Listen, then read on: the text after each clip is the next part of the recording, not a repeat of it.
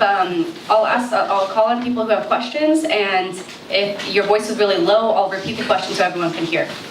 Yeah, we can test the recorder. Or maybe Do you want me to test it? We'll just keep it here.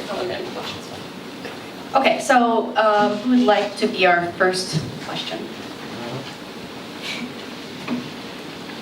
Yes. So I'm interested in the emotion versus reason earlier. So like in my case, I like every now and then I do sports gambling, but then usually in the office, and then if I win, I still feel guilty, and then I would bring snacks to the whole office, and that would cost actually more expensive than what I want. So, I'm an atheist, but I still have that, not really, like, I don't know, cultural values that still instilled in me. So, what does it say about me? Are you asking her to judge you? I just want to be clear. So you're asking that you make these sort of irrational decisions. So normally the values that you have, I want to gamble, should lead you to gamble, and then you gambled, so you've done your job. But no, that's not what happens. Is that right? That instead you're like, shit, I shouldn't have gambled. And then, so you have this other value saying, hey, don't gamble. And that's a reflection of religious upbringing and stuff? Is that sort of summarized? Yeah, sort of, So you have these like two competing sort of goals. So you have, but often that's the case, right? We have competing values, right? Like maybe you're walking down the street and someone asks you for money. You want to be generous, but I mean, it takes a while to reach into your pocket, to take out that money. Like who knows what they're going to use it for? So you have these competing values, and sometimes they. I don't know if there's a direct answer, but just, we have competing values, and they can come up in weird ways.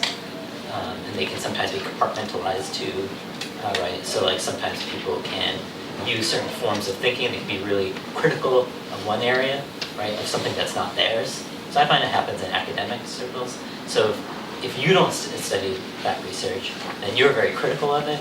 But if it's your own research, you're sort of not very critical of it. And so we tend to use different values depending on the context. So this question's for Ali.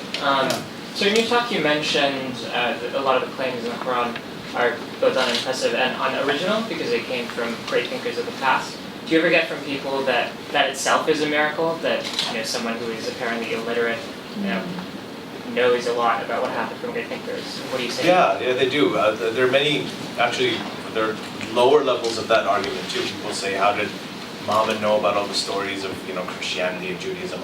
Most of us know the answers to that. Yet there were many of those people from other faiths in that area where he lived. But he did used to trade, so he was a merchant, and he went up to Damascus. His first wife, Khadija, used to send him, she was his boss at the time. She used to send him up to Damascus to trade and meet people. There were traders from all over the world who would come there, and they would talk about ideas, and that's one of the reasons that he was inspired. So we don't have documentation of those conversations and what happened, but it's not surprising that people there, or merchants at the time, actually knew about the ideas that were coming out of Greece and where the Jewish people, Christian people, other people of other faiths were talking about. So it's actually quite plausible that it was. And I think the other thing, the main thing here is really that a lot of the studies that Aristotle and Kalin did were on eggs. You take chick embryos, you open them up, and the claims of the Quran, the embryological claims of the Quran, are much more consistent with that than they are with human embryology, and they're pretty vague as it is. So even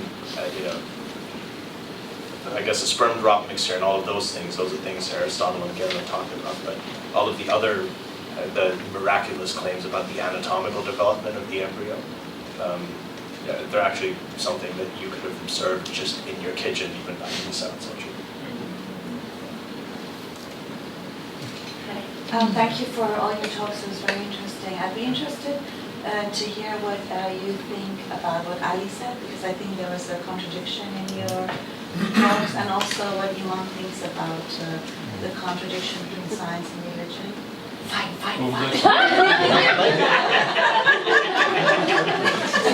No, I personally think that looking at religion, and not just Islam, as a science book or a science source, definitely is totally incomprehensible. And it's totally wrong from people who follow religion to look at it that way. And I think that's why the theory that I presented in terms of non-overlapping way of looking and perceiving life should totally detach itself from religion. No question, of course, lots of the verses in the Quran are totally incomprehensible for me as a scientist. But it doesn't, this is not my main concern. As I said, I think there are three levels of arguments and discussions. It's the literal part that rightfully so, Ali refers to those verses that you mentioned. Definitely, it's no one who with a basic level of education should be arguing against that. And then there's the theory part, which is also very significant. And then there's that aspect of the perspective or the model by which you try to address some of the issues of life. And I think that's where I think there is room for, maybe finding room where Ali and I could have some common way of dealing with life in that manner. But definitely I agree with all what he said in terms of the literal aspects of the various things. And I think that's where Islam or those of foreign religion need to be reforming themselves, if that's going to be a way of life and continuity in addressing questions in that way. But totally agree. Can I respond to that really quickly? Oh, and then Imam too. Yeah. Oh, sorry. I No, want you you're to go ahead first. Yeah. Go ahead. Woman power. So, we didn't actually plan this. I had no idea that, as Rara was talking, we're going to talk about emotions. But of course, I did mention that, so the same place where emotions come from is the same place where this implicit bias comes from. And I do think it's important. As I mentioned, we need it because we have to make very quick decisions about things. But when it comes to us evaluating people, like if I as a teacher, I'm looking at a student's paper, I really have to put in place some things so that I don't judge them based on different identities. So I don't look at names, for example. I just grade based on just the information that's there, and I have detailed notes on how I'm grading. So I think emotions are great. I think when all the information that our ability to quickly process things, that's a very good ability, but we just have to be really careful when we're applying it when we're influencing somebody else's life when it comes to that.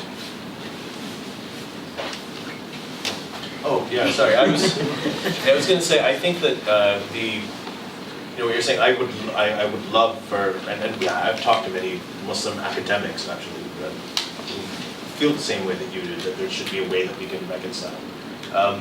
The only problem, I think, the biggest impediment for me when it comes to that is the aspect of infallibility. The idea that infallibility is the idea that the Quran is a perfect word of God, right? So when you do that, then you have to then resort to saying that, okay, these errors in the Quran are metaphors.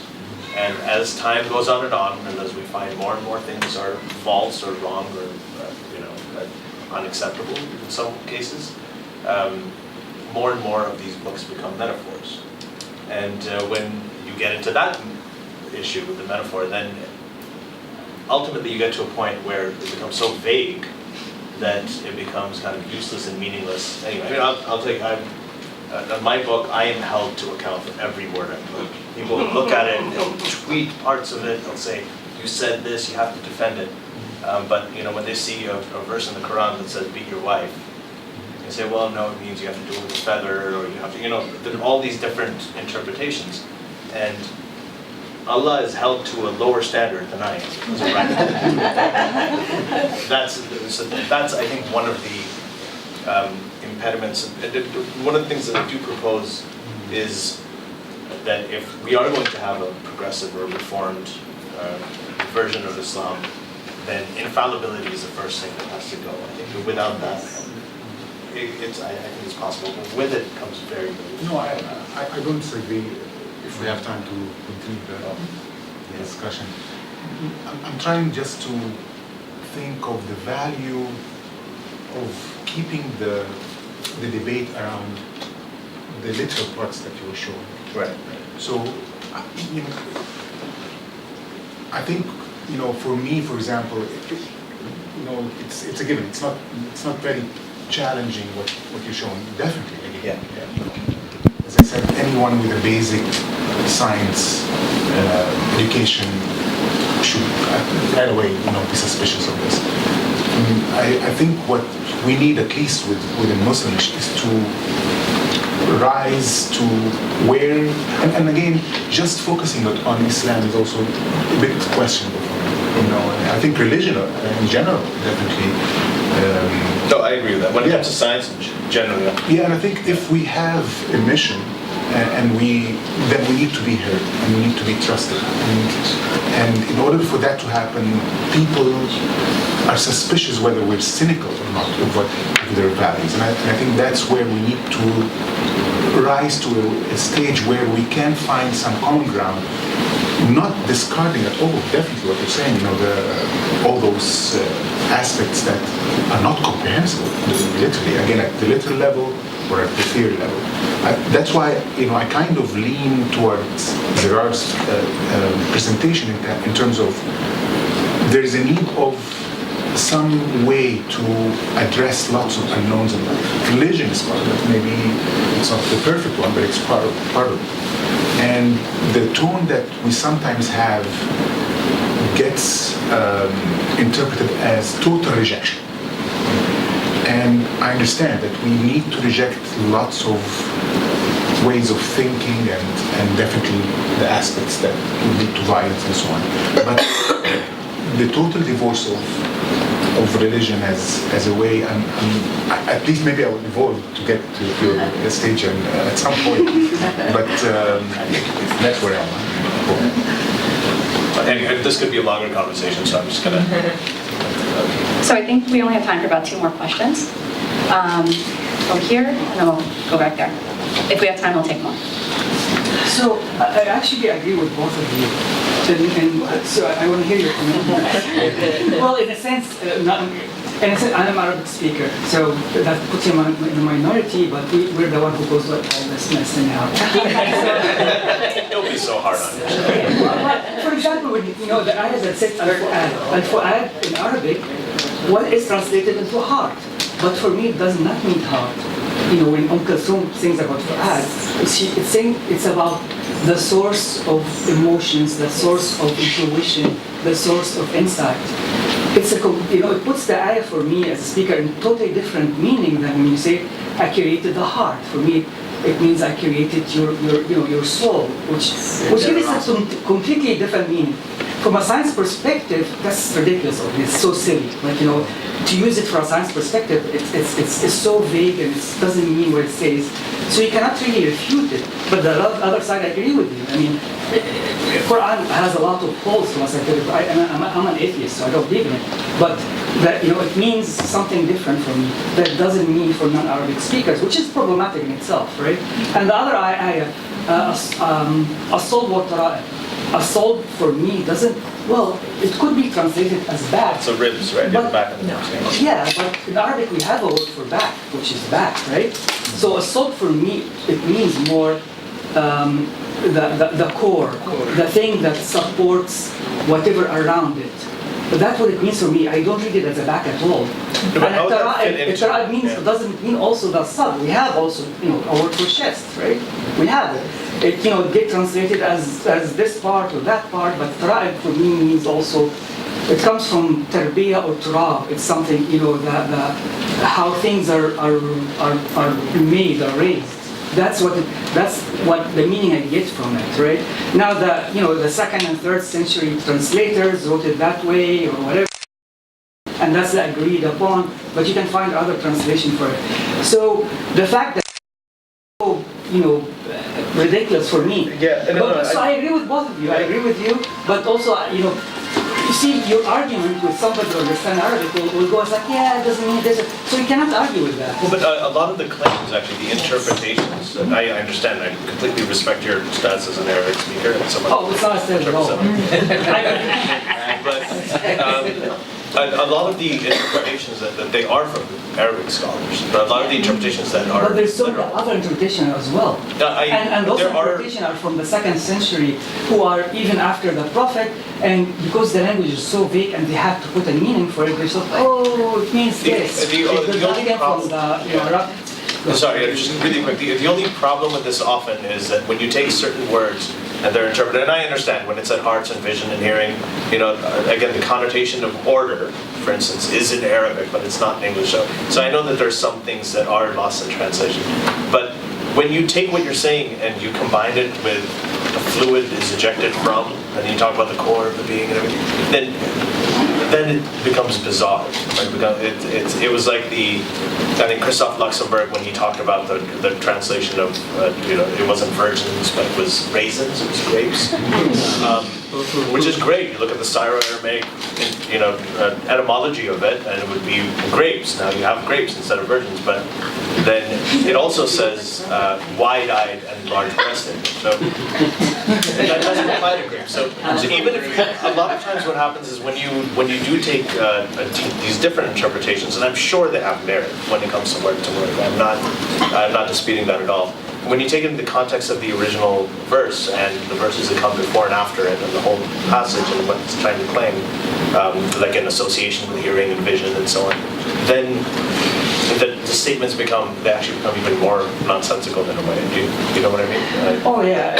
I'm not trying to put a sense in it. I'm just saying that this argument. There's different facets. Yeah, exactly. Okay. So one more. Over here, and then we'll go over here. Hi, friendly white person here. This is a question for Iman. You spoke about when you're teaching your students, you try to sort of leave certain things out of how you'll read their paper or grade their paper, which makes perfect sense to me. My mother was a teacher as well in Cambridge, Massachusetts, ironically enough. And the question I have is, it sounds like what you're advocating for is an aspiration towards being colorblind, being gender blind, which makes sense to me, but I feel like there are a lot of people in Cambridge, Massachusetts that actually think for some reason that prolongs the problem or can even make it worse. No, I agree. I agree with those people. You agree with those people? Yeah, I would not advocate for color blindness or gender blindness. I think that does make the problem worse in a lot of aspects. But what in the way that's used currently, like the way that we don't want to see color, we don't want to see gender. Also, the question I have then is, when you're trying to leave their color or gender out of it, so you would say that that's not trying to be colorblind or gender blind? How would you describe what you're trying to do there? So in those contexts, just in the context of evaluation, so not in the context of like, I don't know, in general, how we treat people like in society, just in the context of evaluation, I think that's an important aspect to, and not just gender and colorblind. I think you just kind of make the resume anonymous, let's say, so that you're not taking in those things into consideration. But I think color blindness would I don't think it works, because I think it actually ignores that issue completely. It's like when you bring up color blindness, you say like, oh, I don't even see color, and that's not true, because you do deep down, you do, and it affects your judgments, even if you explicitly say like, oh, I don't care about color, or I don't care about gender. So I think it's important to point to it exactly that if this happens, we all have implicit bias that affects our evaluations or our judgments. We have to. Okay, but if you anonymize the resume, or say you take a name off of a paper, would you say that that is a rare window where perhaps this is possible? What do you mean? Well, so in the case of an anonymized resume, and you have no clue what the person looks like or what they sound like, would you say that that's a rare window into which perhaps some kind of judgment could be made, maybe not without any bias, because you could have an ideological bias based on how they're writing the paper. There could be other things. But do you think that's a rare window where perhaps some of these other factors can be taken out? Or do you think even in that case, it's just always with us? Yeah, I don't have the answer to that, to be honest. I don't even know what the best way to address this problem is. Because I think we don't have enough evidence to know what works, what actually works. But like, just for me, the way that I do things is when I'm grading papers, for example, I'll just not look at names. But I don't know if that's good to do in general. I don't know. Okay. When we don't know, like as a community, we don't know. We don't have enough literature on that. Thank you. But it's the first step, I would say. Hi, thank you all for your contribution. I have actually one comment. I think both Ali and Ahmed touched on that. It's with respect to the role of science as the surest way to counter dogmatic theology. You know, we all are amazed by what you said about, you know, the finding these weakest spots in the Quran and all that. But you can attest to that. In the Muslim world, I come from Morocco. Like, science students are often the most radical ones in universities. Okay, Osama bin Laden was an engineer. Zawahiri is a doctor. So for me, it's sometimes inconsistent when we describe science as the surest way to actually build something secular, build something open-minded across the Arab or Muslim world. But then we look at the fact it doesn't work. And for me, the missing piece is humanities. That the West does a great job in completing science with humanities and a great dose of ethics as well. Ethics are thought as separate from religious system, that they are really like agnostic. And I'm really worried sometimes, like, by really having this angle of attack based on science, that we are missing actually the objective. So what's your take on this? That's a really good question, and I think that's so. The two things I'm going to say, I'll try to say them as briefly as I can. First is that when it comes to doctors and engineers, so I'm a physician myself, and I also did graduate studies in science as in research in graduate school. I think there's a massive difference. So there's a difference between the amount of creativity you have.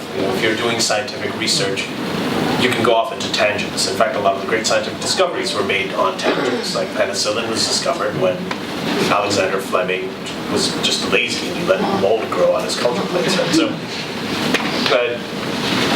many scientific discoveries were made on tangents. If you're a cardiac surgeon and you decide to go on a tangent, and you decide, I wonder what would happen if I did this, you can't do that because you follow protocols. So scientists create protocols, physicians follow protocols. That's why most of the Nobel Prizes in medicine are actually given to non-doctors, and they're usually PhDs.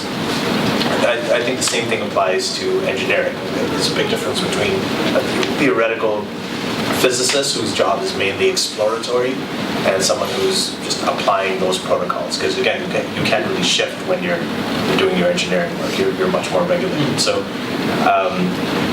that is a big difference in psychology. I think it's pretty much like two completely different professions. That's one thing. The second thing is I agree with you on the liberal arts. I think liberal arts are very important.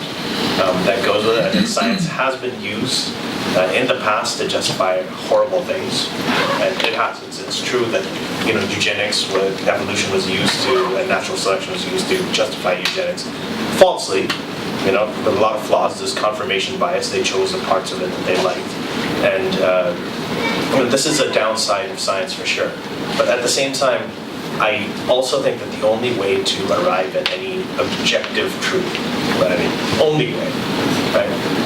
Philosophy can help you ask questions. Philosophy can be helpful in hypothesis generation. So the part of philosophy that was useful has been incorporated into science, right? Generating hypotheses is a part of the scientific method. That's how it starts. But when it comes to actually answering these questions in an objective way and showing what's real, right? Science is the only way right now to do it. There's no other way to answer those questions in a way that's demonstrably true. There are many things we don't know, so we can't answer them, and for that, all of these other fields are great. But when people talk about scientism, I actually do think, I don't think there's any way right now that we've been able to answer questions that are in a demonstrably true way apart from science. It's all around us. Can I make a quick comment on that also? So I think, Osama bin Laden was an engineer, right? And engineering, I do agree with you on that. In medicine, or medical doctors apply procedures, but engineers also produce procedures too. So I think the problem there is a cultural problem. I mean, when you are studying in Saudi Arabia, and Islam is like breathing, like you cannot not be Muslim, right? At least initially, or at least you cannot not think in It's like the Islam. embryology book. Yeah. Right, and we are smart enough to explain anything away to us. So if we have a theory, we will, if I think Islam is true, I will find evidence everywhere if I want to. So I think that's one issue. I would like to divert a little bit, and I agree with Iman and Ali that definitely finding truth is through science, and definitely the issue is culture, where I kind of deviate a little bit, and we kind of touched upon it in 2 years ago, Ibrahim, and a little bit in my last slide. Finding a cause and effect with religion on the points that you rightfully raise, I think is a bit confusing and would deviate us from trying to find exactly what the issue is. So, it's not necessarily religion or Islam that leads to this types of stagnant thinking or extremism, but it's the culture. And definitely, we all come from that type of education where they train us to memorize rather than think. They train us not to be critiquing and to be judgmental.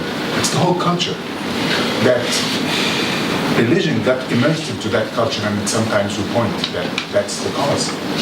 So I think, again, finding that cause and effect is a bit, it needs a bit of thought, and not necessarily point that, those in the medical schools are, that religion leads to more extremism. But it's that type of culture that I think. And I think that that's why the battle that we need to address is not necessarily religion, but I think that type of thought, and to raise that capacity to be critiquing, capable of, sorting information, and all the types of training that we have in Western education. Just a quick comment. Okay. I think it's because Ali touched on this when he talked. If you look at if you look at the account of Genesis, right? So all 3 books have Genesis in them. The knowledge that was forbidden wasn't science, because God told you, I did all this. I created everything. I'm the solution to all this, and he was boasting about it. So revere me for creating it. What was forbidden, it was the fruit of the tree of knowledge of good and evil. So it was the thing like the humanities that were forbidden. So that was what was held by religion. Okay, this is what we're going to keep, and we will impart this to you, and this is what you want to have. So science in and of itself could disprove that. Okay, no, the sperm is not formed between the ribs and the backbone. But you need to replace. You can't just do pure logic and science. Even though as much as I love science, you need something else to replace what religion had provided people, like a sense of community, a sense of identity. If you don't touch on that part of it, you're not going to have an easy time of getting rid of religion or tempering it or anything like that. I agree with that. This is the second part of the conference. Yes, to me, right? So the emotion part, all of that, maybe. I'm sorry, we're actually out of time.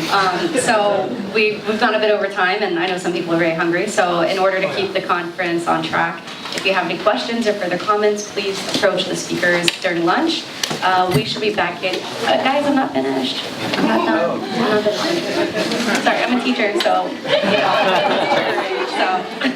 All right, so we should be back in here at 1:45. There are two things happening now. First, go get some food. We ordered from Nanush, which has like organic Mediterranean food. It's really amazing. But please do not bring it into this space or the art space right outside. So eat over there where the food is, and then come and look at the art that we have right outside the store. And come back in here at 1:45, please. Okay. Now I'm finished. Ding ding, bells up. All right.